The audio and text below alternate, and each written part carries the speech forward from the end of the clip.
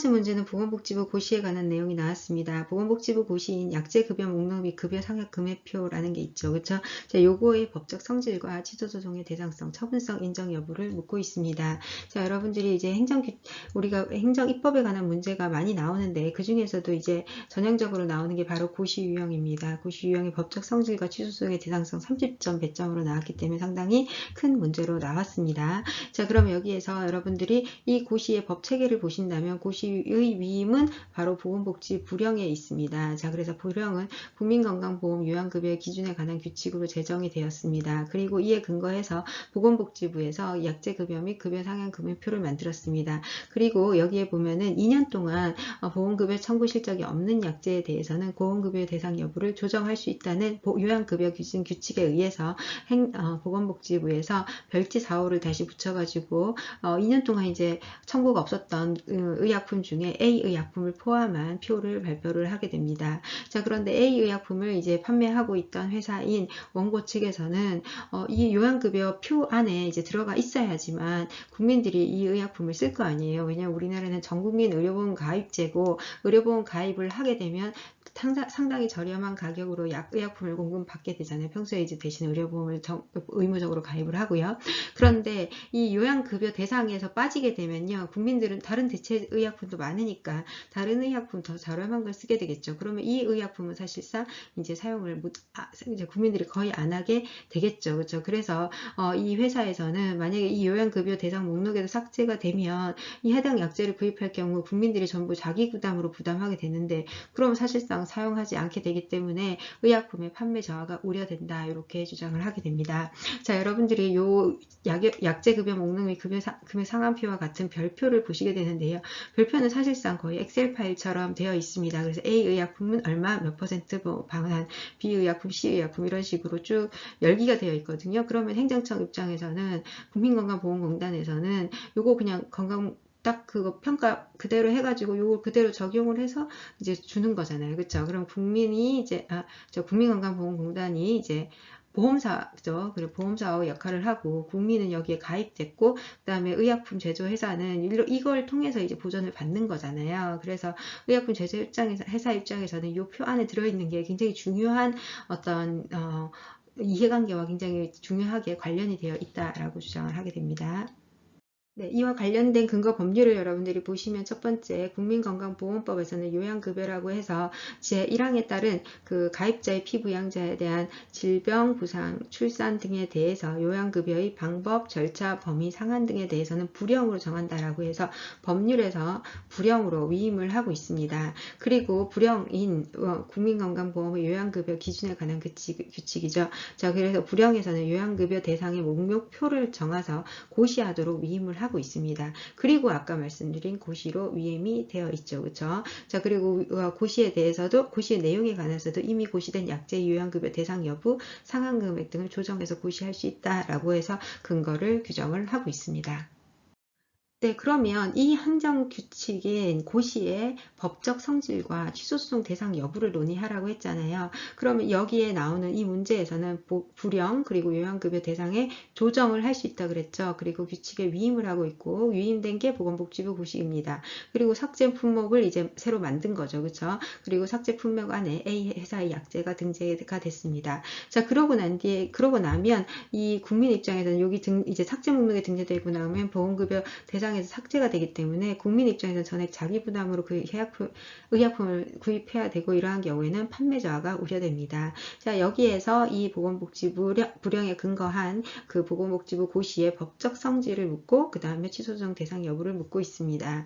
자, 그래서 이 내용을 다시 정리해 보면, 질문은 이 고시의 법적 성질과 취소소송 대상 여부죠. 자, 그래서 대상은 약제급여 및 급여 상한 기준표, 그리고 이 변경된 그 금액 기준표 중 삭제 품목이죠. 그렇죠? 그리고 근거는 국민건강보험법 요양보호법과 국민건강보호법 요양급여의 기준에 관한 규칙에 해당합니다. 자, 그러면 구체적으로 판단의 내용으로 들어가시면요. 이 고시가 과연 어떠한 성격을 갖느냐, 법규명령적 성격을 갖느냐, 행정규칙적 성격을 갖느냐에 관한 판단을 먼저 하시고요. 그 판단을 하는 그 쟁점으로서 법령 보충적 규칙 그리고 처분명령에 관해서 이제 서술을 하시면 됩니다. 자, 그리고 취소소송 대상 여부에 대해서는 처분성의 인정 의의와 요건 그리고 처분성 인정 여부, 우리 처분성에 관해서는 앞부분에서 한번 정리를 했습니다. 그거 기억하시면서 보시면 되겠습니다. 네, 우선 고시의 법적 성질 보시겠습니다. 고시라는 것이 어떠한 형태로 이제 규정이 되어 있고 이 법적 효력은 무엇인지를 보는 건데요.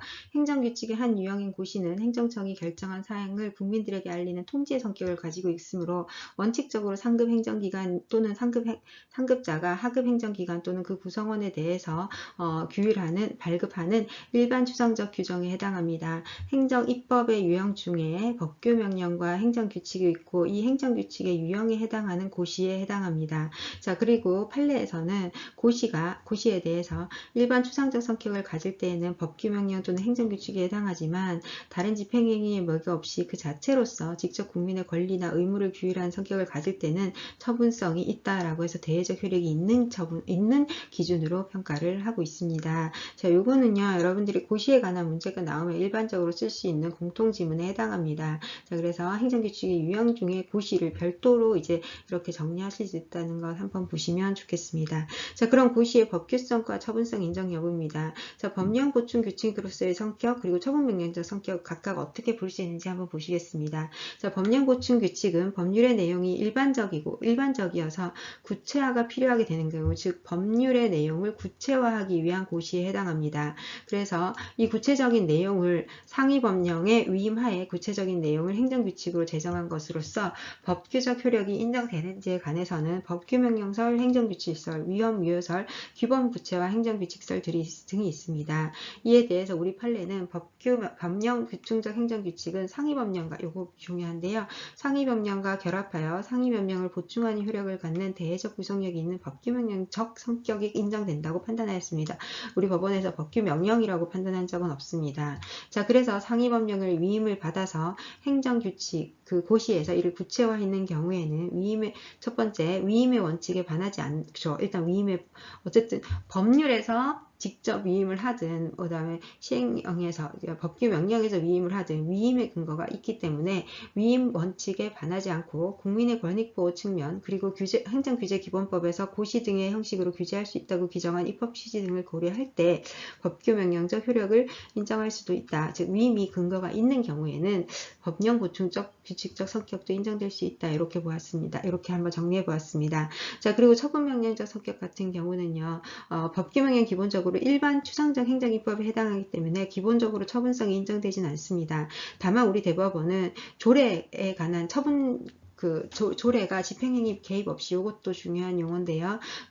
조례가 집행행위에 개입 없이도 그 자체로 국민의 권리 의무나 법적 이익에 영향을 미치는 경우, 이런 경우에는 처분조례라고 해서 처분명령적 성격이 인정된다고 보았습니다. 대표적으로 두밀분교 조례 사건입니다. 당의 조례가 형성됨으로써 바로 두밀분교의 폐지라는 어떤 법률적 효과가 발생하잖아요. 자, 이러한 경우에는 처분적 법규명령으로서 처분성이 인정된다고 우리 판례에서 본 적이 있습니다. 그래서 이것도 당연히 이제 공통지문에 해당합니다. 그래서 여기 나오는 건 다 공통지문으로 볼 수 있습니다.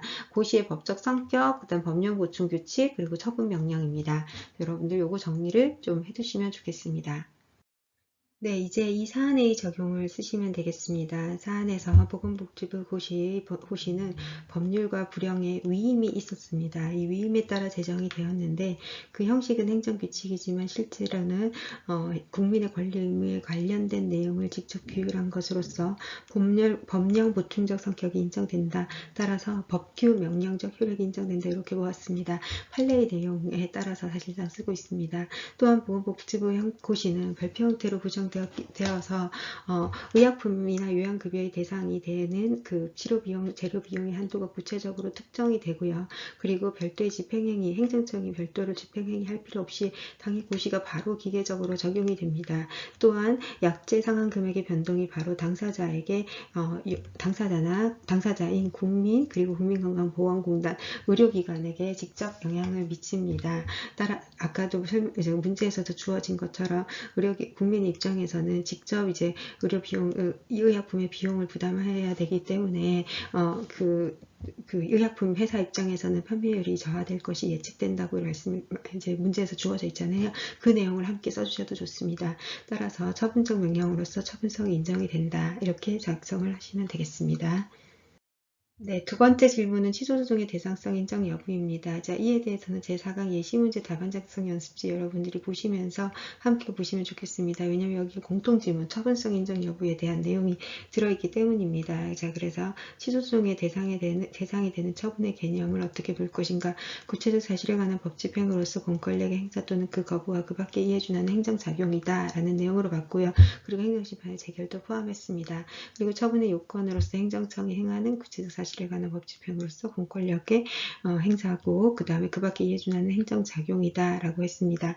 자, 우리 판례는 행정처분이랑 행정청의 공법상 행위로서 특정 사안에 대해서 법규에 의한 권리 설정 또는 의무를 부담하거나 기타 법률상 효과를 발생하게 하는 등의 일반 국민의 권리 의무에 직접 영향을 미치는 행위로서 그 다음에 우리 판례는 이거 많이 나오죠. 관련 법령의 내용과 취지, 행정행위 주체, 내용, 형식, 절차, 그 밖에 이해관계인이 입는 불이익과 실질적 관련성 등을 모두 고려해서 개별적으로 결정한다. 이렇게 했습니다. 자, 여기에서 이 사안에 적용을 해보면 보건복지부 고시는 고시는 처분적 명령으로서 처분에 해당하며 고시에서 별표 4에 있는 삭제 품목 목록의 경우에는 별표 1의 내용을 변경하는 것이기 때문에 처분에 해당한다라고 보았습니다. 당해 약제가 별표 요양급여 목록에서 제외됐을 때 어떤 법률 효과가 나타나는지 보는 거죠. 요양기관으로서는 요양급여 청구를 하더라도 청구가 부인되고요. 국민 입장에서는 스스로의 비용으로 약품 가격을 부담해야 되기 때문에 이 고시는 별도의 집행행위 없더라도 그 자체로 요양급여 청구가 부정되는 효력이 발생하므로 처분성이 인정된다. 이렇게 보았습니다. 네, 요 판례, 지금 방금 보신 그 문제는 2006년에 있었던 대법원 판례에 근거하고 있습니다. 이 판례는 원고는 한미약품이고 피고는 보건복지부 장관에 해당하는데요. 요거는 우리가 이제 2학기 때 행정구제법을 들으시면 그 구제법의 대표 판례로 여러분들께서 공부를 하실 내용입니다. 원고인 한미약품은 보건복지부 고시의 약제 상한 조정에 대한 소송을 제기했습니다. 근거는 국민건강보험법과 보건복지부령 그리고 보건복지부 고시에 해당합니다. 앞서 보셨던 판례의 사실관계가 앞서 보셨던 변호사 시험의 사실관계와 굉장히 유사한데요. 보건복지부 고시의 법적 성격을 보시면 고시의 처분성이 인정이 되는데요. 어떠한 고시가 일반 추상적 성격을 가질 때 법규명령 또는 행정규칙에 해당하지만 다른 집행행위에 매개 없이 그 자체로 국민의 권리 의무나 법률관계를 규율할 때는 행정처분에 해당한다고 보았습니다. 이러한 보건복지부 고시의 법적 성격은 그 고시의 근거에서 약제 상한 금액을 인하하는 경우에는 보험가입자 입장에서는 약제 비용이 감소하고 요양기관에서 입장에서는 거래 품목이 제외되기 때문에 대체 물품을 구입하게 돼서 이익의 침해는 없지만 제약회사 입장에서는 이익의 침해가 발생을 할 수밖에 없습니다.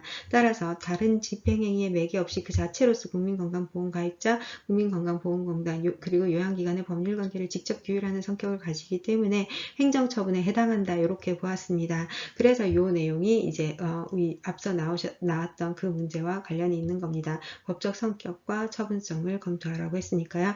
나머지 내용도 각각의 쟁점을 다루고 있습니다. 그래서 여러분들이 이 처분성에 관련된 내용들은 이 판례를 한번 참조하시면 좋겠습니다.